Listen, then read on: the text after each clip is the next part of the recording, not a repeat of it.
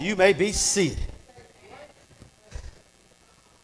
What I feel like the devil has construed us, kind of messed us up. Because a lot of times we put words in scriptures that are not there. Right. We say so many times, if you have faith the size of a mustard seed. Right. The Bible never said size. Right. It said as.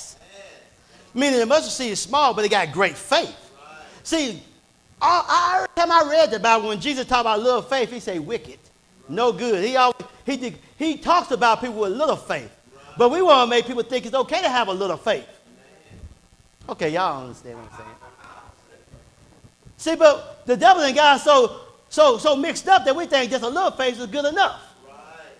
That means you just want a little bit of Jesus. Amen. Erica Kane said, I need a little bit more. Because a little bit ain't going to get it. Amen. So you need great faith. Not little faith. See, that mustard seed is very small, but it does great things. It makes the biggest fig tree there is. Okay, come on, somebody. Somebody gonna get me, somebody get me.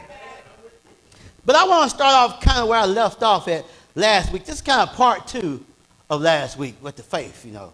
I said faith is someone because faith has an author and a finisher. And his name is Jesus. Jesus is our author and finisher of our faith. So everything we do is in Jesus. See, we don't just hope in nothing. We don't say, I think it's going to be okay in nothing. We say, Jesus is going to make a way. We don't say, we're going to make a way. We say, Jesus. Yes. So all your faith lies in Jesus. Yes. All your hope lies in Jesus. Yes. Faith has a name, and it's called Jesus. Now, faith is believing and trusting that should produce. See, when you have faith and you believe and trust, it should produce something that we call works. Amen. In our lives. Not optimistic. Listen, church, just because you call it faith doesn't mean God agrees with it. Amen. You know what I'm saying? Just because you say it's faith don't mean God agrees with it. Oh, my God. We be like, God, I have faith. And God be like, no, you optimistic. You have some good vibes. Because when you move from optimistic to faith, it should grip your heart. And then it should produce an action that lines up with what you believe. Let me give you an illustration real quick. See, if you believe God is getting ready to make it rain, then you'll start building the ark. You'll start building the ark. If you believe God say, if God tell you I'm about to make it rain, then you start your belief, your faith make you believe that you're supposed to build an ark. Somebody gonna get that in a moment.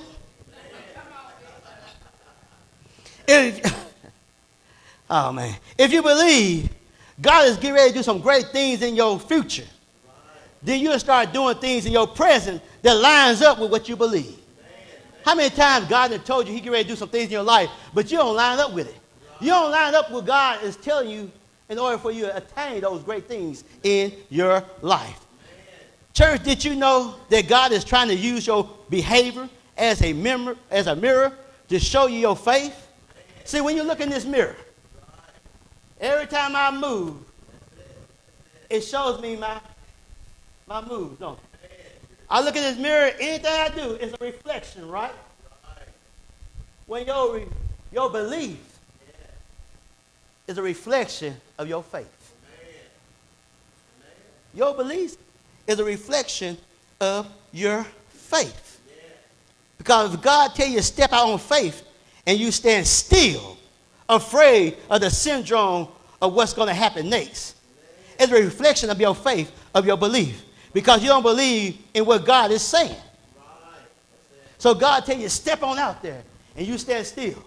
It's like I look in this mirror, and I don't move, ain't nothing going to happen. God tell you, step out there, and you believe in God, you should step on out there. But if you don't step out there, then that's a reflection of how much you really believe God. That's a reflection on how much you truly believe what God is saying. Because you can't see what God is telling you to do, work, at this point in your life. A lot of times God will tell us some things, and at that point, we really can't see it working. We don't understand it, so we kind of step back. We get a little fearful. Oh, my God. I need you to know that my faith has an author and finisher. So the strength of my faith ties to the revelation and the credibility of the one who said it. Let me explain this to you. I bet y'all can relate to this. You can have two people tell you the same thing. You'll believe one and not the other. Hey, have you ever had somebody come to you, tell you something getting ready to happen or something that happened, and you be like, then somebody, while they talking, somebody else come up and tell you the same thing. You say, for real? Because this person was known as a liar. Their credibility went nowhere. So most of the time, anything they say to you, but you ain't going to believe. So when somebody credible come and tell you, you believe. Jesus should be credible to you. Jesus should be credible. So with that being said, let me tell you what God is saying to some of y'all. God is saying, not to believe me, says to me, God said, when you don't believe me, it says to me that my credibility is still questionable with you. Think about that. When God tells you to do something you don't do it, he says, you still, my credibility is questioning. How you going to question God's credibility? Somebody going to get this in a minute. This is for my note takers. Hey, turn my mic down just a little bit. This is for my note takers. Faith is acting like God is telling the truth all the time about everything.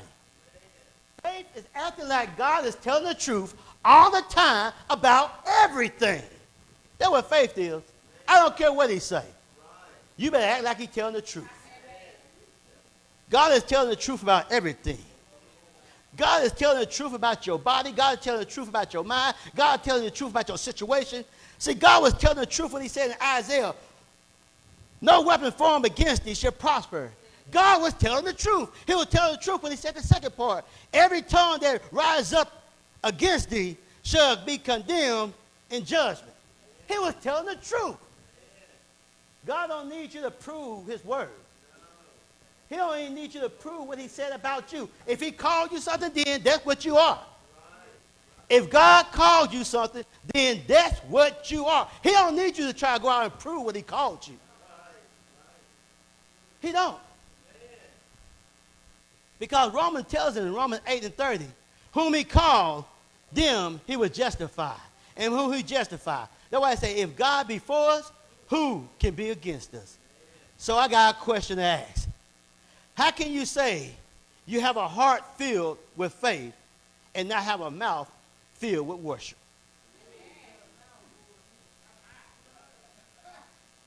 How can you have a heart filled with faith and not have a mouth filled with worship? Because worship is faith talk. You have to worship God in spirit and in truth.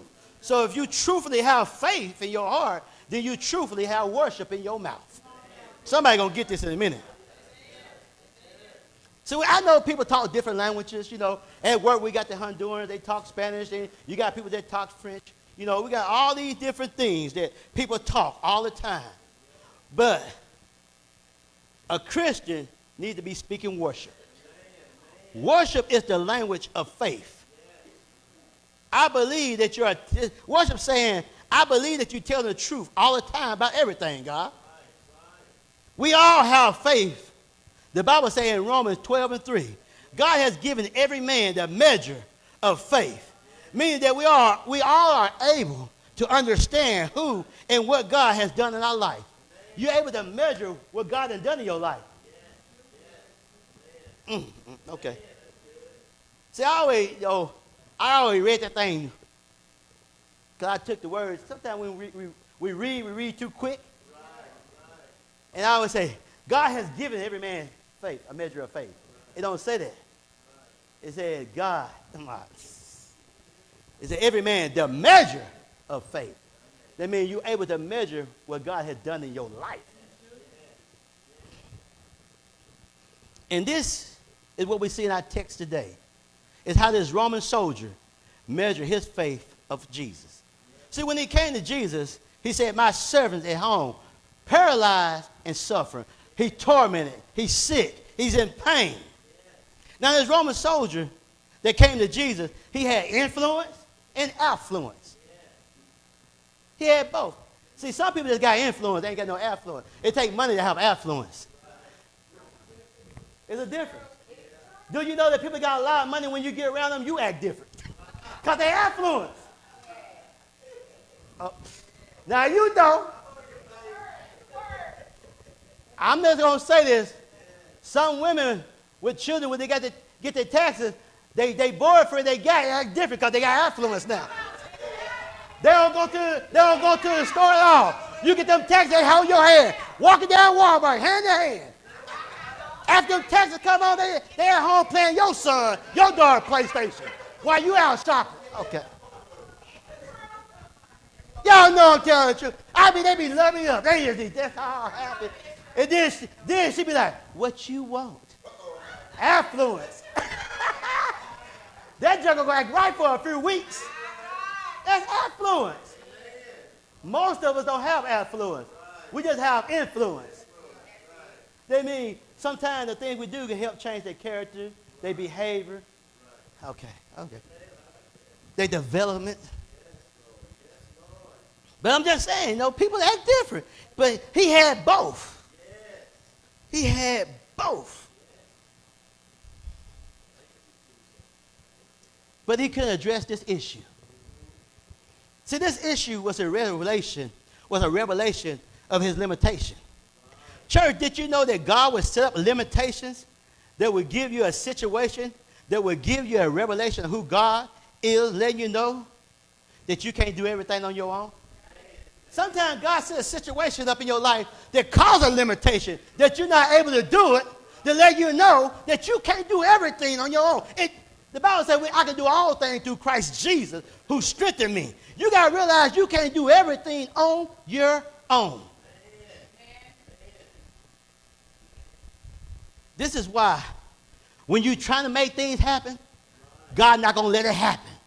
When you're trying to make things work, God's not going to let it work. Whatever you're trying to do right now, that this is not working, no matter how hard you try, it's because God is creating limitations that will give you a revelation of God that you never had before in your life.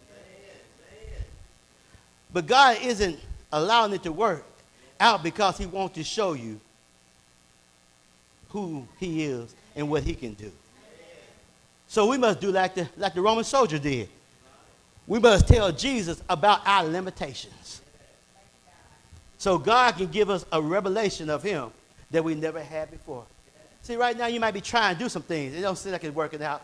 It seems like every time you try something, something else happens. Every time you think you got one foot out the door, something pull you back in the door. Every time you think you're getting ahead, something pull you back. Every time you feel like you're happy and everything going right, something happens that you can't, is out of your control. Look at somebody and tell them, this is a job for God. There's a song called God Problems. Some problems only God can fix.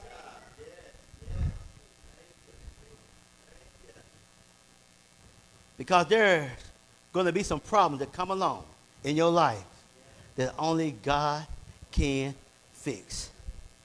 I don't know what you're going through right now in detail, but God will arrange a situation that come into your life just to give you a revelation of who he is that you never had before. I know you come to church, you hear people say, God will make a way out of no way. Well, if you never seen that, then God got to set a situation up that there's no way it's going to happen, and he works it out. You may never have him to have to be a doctor in the sick room, where the doctor look at you and say, ain't nothing else we can do. You know him to be a doctor in a sick room, but somebody else don't know that. So he'll set a situation that limitates you from doing anything to give you a revelation of who he is that you never had before. You might never been in court, and they get ready to throw a book at you.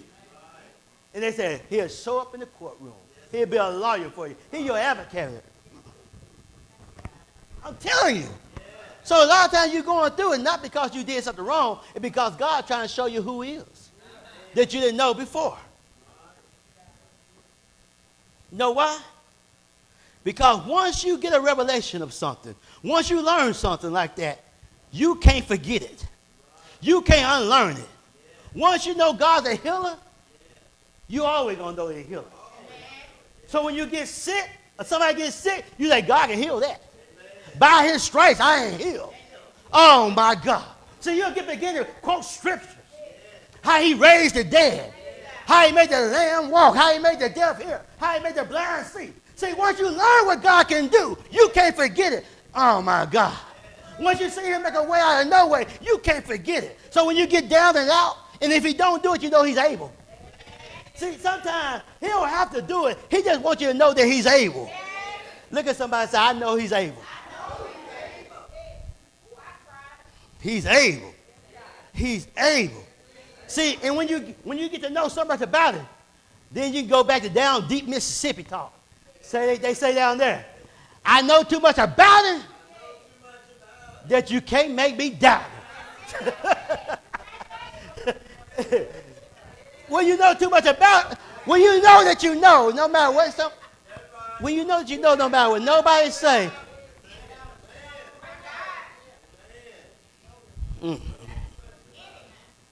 Now, we read today that this soldier comes to Jesus and say, I have a servant that is paralyzed and suffering, right? I'm just paraphrasing. So he's paralyzed and can't move. He's stuck. Everything around him is moving, but he's not. Some of us are stuck and paralyzed in our relationships. What I mean is, you keep dating the same person with a different face. You stuck. You keep dating the same person with a different face. You done switching with this person cheating on you. It's the same person, just a different face. This person abusing you. This person using you. This person ain't paying you no attention. It's the same person with a different face. You are stuck. You're in a paralyzed situation. I'm going to get off of that because y'all looked at me crazy. Let me get on out of there. See, paralyzing, you paralyzing and time moving, but you're not. Everything moving, but you still in the same type of relationship you've been for years. I remember when I was in the hospital, I was paralyzed. But guess what? I was paralyzed, but I wasn't blind. This man wasn't blind. Meaning, I had to lay there still, not able to move, while watching others move around me. It's okay to be stuck and everyone else is stuck. It's just like when you get out of school and you ain't doing nothing with your life. It's okay if ain't nobody else doing nothing, but you look around and everybody moving on with their life. They ain't got married, having kids, got a good job, and you still in the same place. You stuck, and you see everybody else moving around. Now, I didn't get mad because they was moving around. You can't get jealous because somebody's moving on in their life. But I was confused of why I wasn't able to move, and I knew God. I was laying there, and they coming in out of the room. They doing everything they want to do. I'm laying here. I can't move. And I'm not mad because they was moving. I'm mad because, God, if I'm living right, doing everything I know, why am I stuck? Why am I on my back? Why I'm taking this punishment? Why I'm going through what I'm going through? Why are you allowing these people to mistreat me while I'm in this hospital? Hospital is supposed to be a help place, but sometimes you know there's a no place. Oh, my God. Everybody that's called to be something ain't something.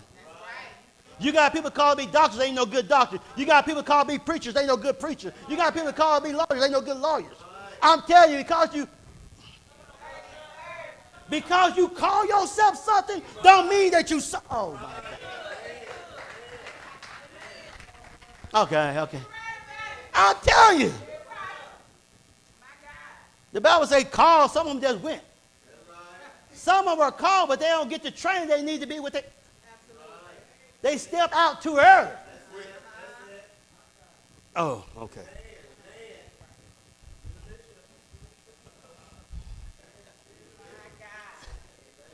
I wasn't concerned about them. I was asking God about me. See, sometimes just get out of folks' business. You worry about why they doing so well, why they doing so good. What about you? Just worry about you. I wasn't worried about those people. I didn't want God to stop them from moving. I wanted God to allow me to move. I wanted God to allow me to move. Now, this servant was paralyzed and suffering. As we read, this suggests that paralyzed and suffering went together.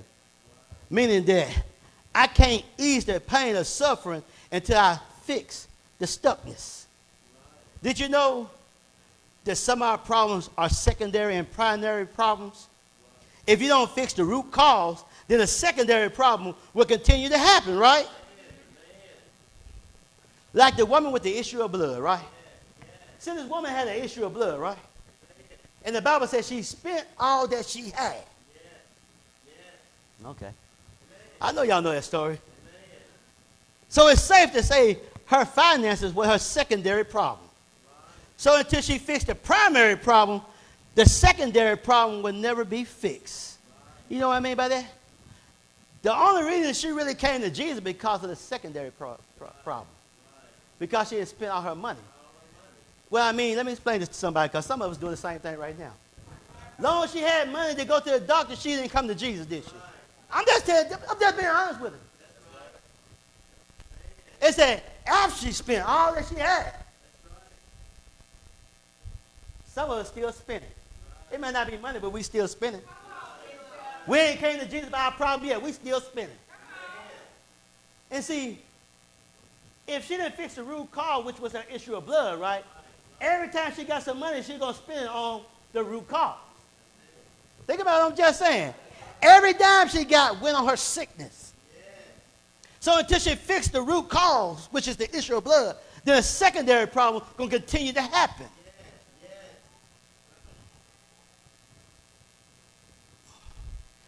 See, Satan wants us to be obsessed with the secondary problem, not the primary problem.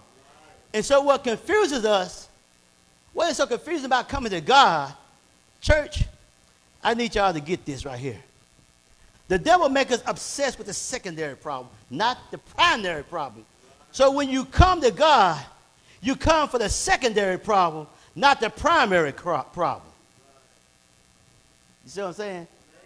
So every time you come to God, most times it's the secondary problem. It's what you can't fix on your own.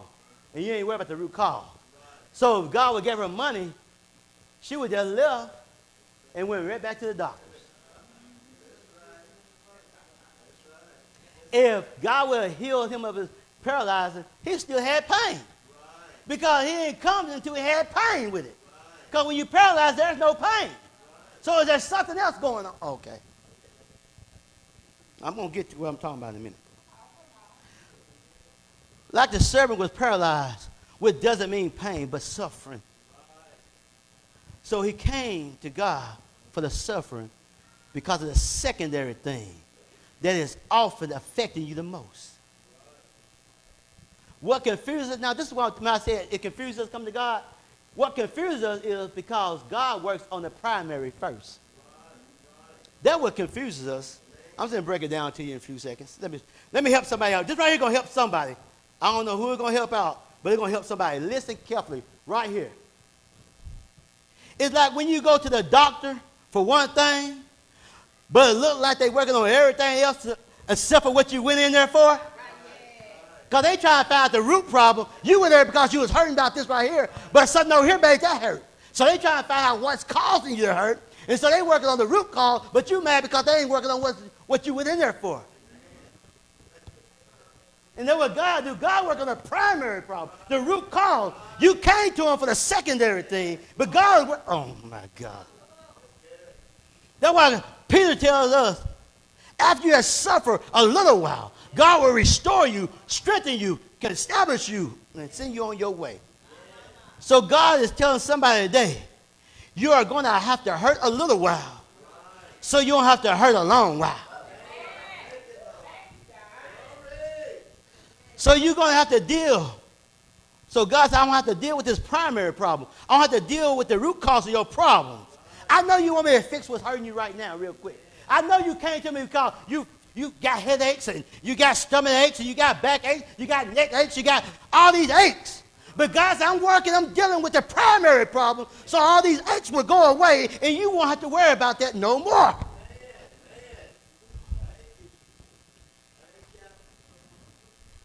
So I'm working on that root cause.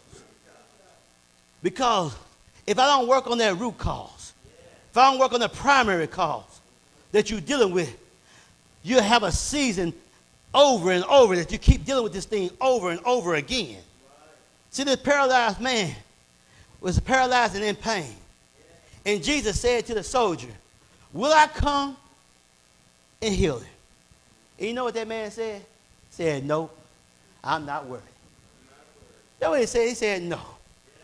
See, I feel this is a part of God revealing will. When God asks a question based on your understanding of who he is.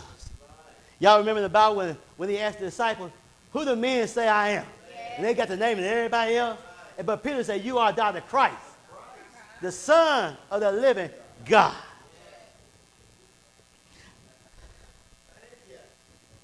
Jesus asked, will I come and heal him? Meaning, I will come, but I ain't got to come and heal him. Oh my God. See, how you used to things happening don't have to happen that way. But it depends on your faith what Jesus is going to do.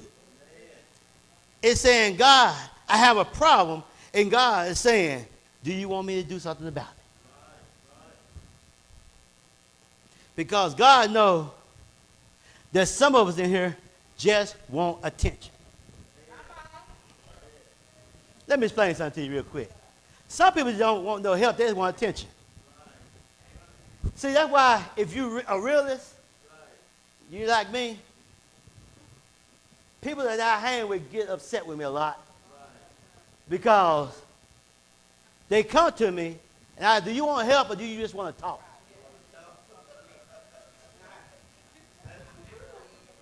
Do you want help or do you want to talk? Because you didn't came to me with the same problem 4 or 5 times. We keep going over the same thing over and over. I ain't told you that person ain't no good for you. I ain't told you to stop doing this and stop doing that. You keep doing the same thing over and over, and then you keep talking about me, complaining. Do you want some help or not? You just keep talking about, well, I got... How many times you going to come tell me that? I ain't told you what to do. So do you want help or do you just want to listen? Do you want to talk? Some people just want attention. Because you can tell them how to fix it. They don't go, okay.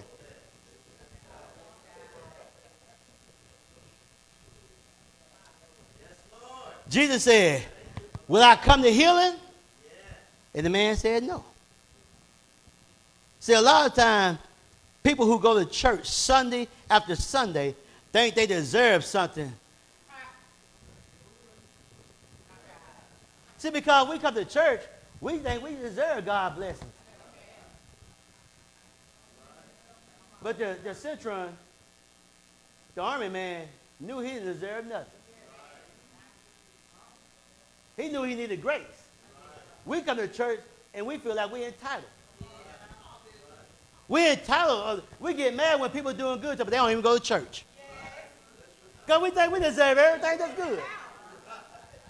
Look, righteous living and faith living is two different things. You reap what you sow.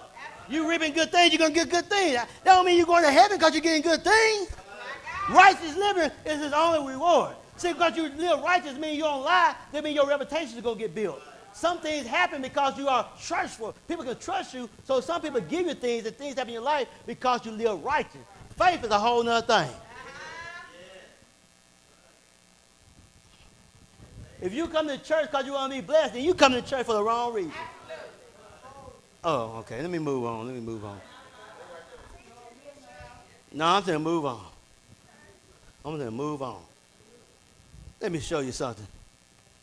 See, we come to church entitled like God owes us because how we living. But how many know the way you see someone in church isn't the way you see him outside the church house? Oh, my God. I'm telling you.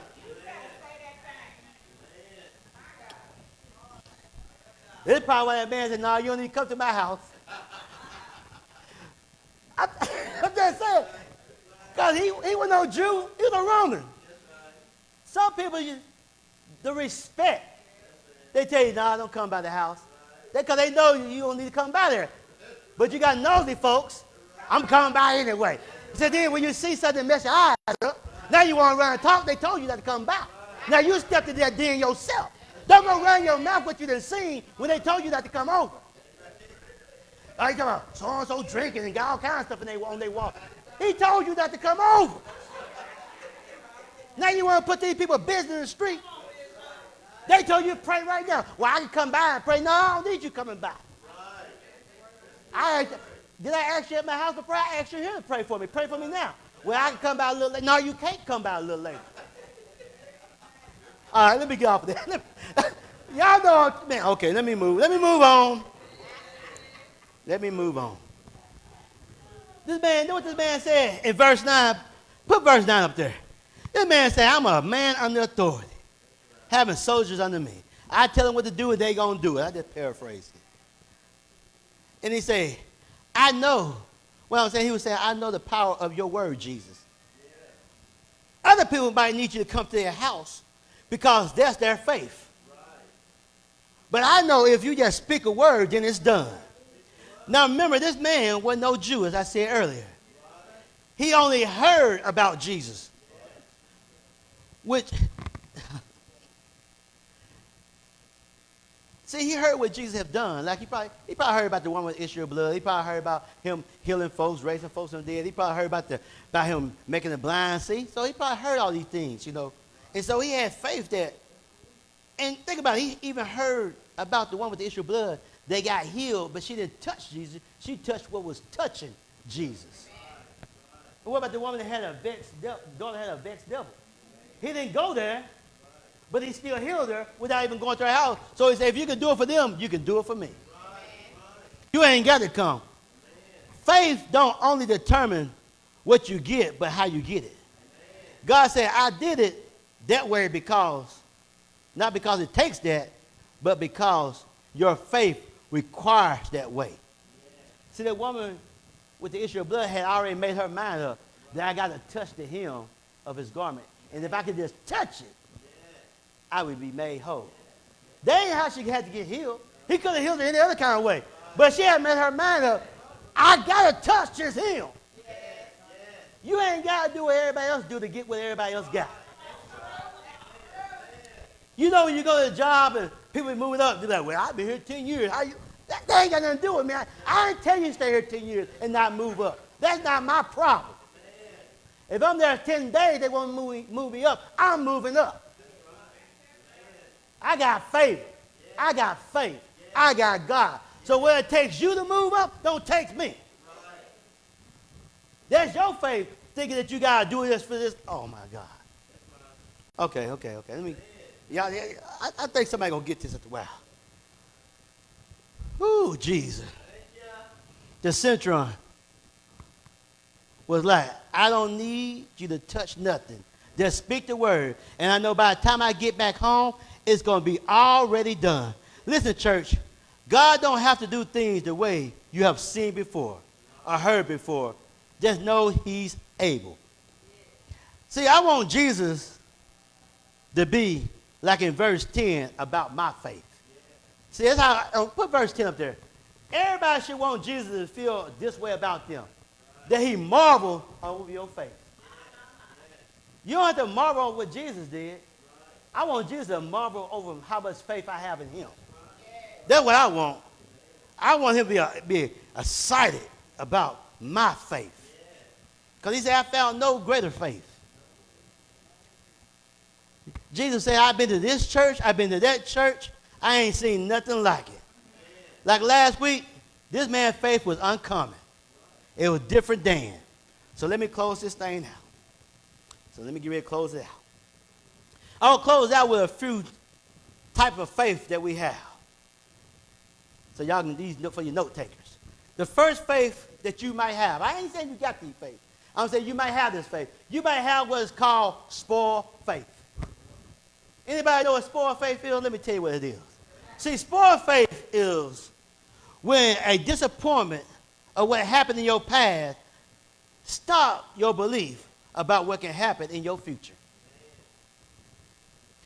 See, it determines when your experience that you have more authority on your belief system than God's word.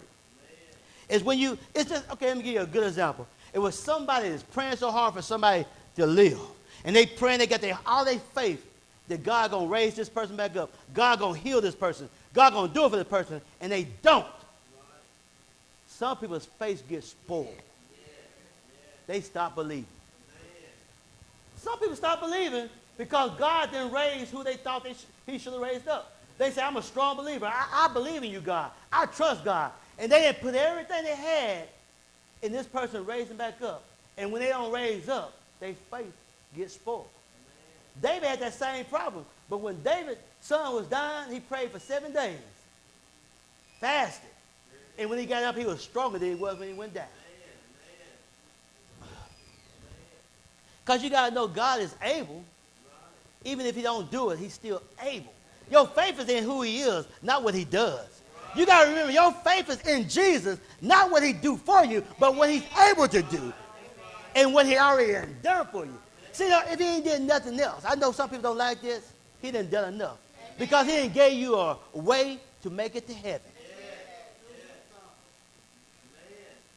If he wouldn't have did that, all this praying for somebody not to die, they still going to die and go to hell.